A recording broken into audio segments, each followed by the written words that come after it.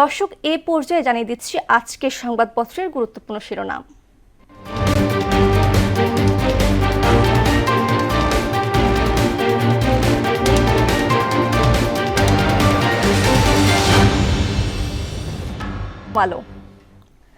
ঢাকা দিল্লি সম্পর্কে উত্তেজনা, হাদির অবস্থা অত্যন্ত সংকটাপন্ন।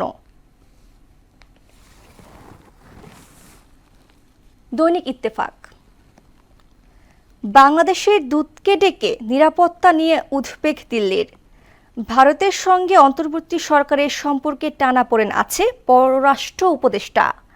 নির্বাচন নিয়ে ভারতের নসিহত দরকার নেই। লন্ডনে বিদায়ী সমাবেশে তারেক রহমান, ষড়যন্ত্র থেমে নেই, নির্বাচনও খুব সহজ নয়, সবাই ঐক্যবদ্ধ থাকুন। সমকাল, আগ্রহ থাকলেও ভোটের মাঠে তৎপর নয় অনেক দল। তারেক রহমানের অভ্যর্থনায় ব্যাপক আয়োজন।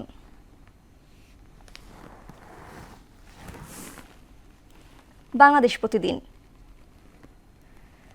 বাংলাদেশ ভারত সম্পর্কে নতুন উত্তাপ। শেষ মুহূর্তের হিসাব নিকাশে দলগুলো ৩০০ আসনে প্রার্থী চূড়ান্তে হিমশিম বিএনপি ও জামাত নেতৃত্বাধীন জোট। গণতন্ত্র পুনরুদ্ধার ও আধুনিক রাষ্ট্র গঠনের অঙ্গীকার। লন্ডনে বিজয় দিবসের অনুষ্ঠানে তারেক রহমান। যুগান্তর, হাদির হামলাকারী যেন এক মাফিয়া ডন।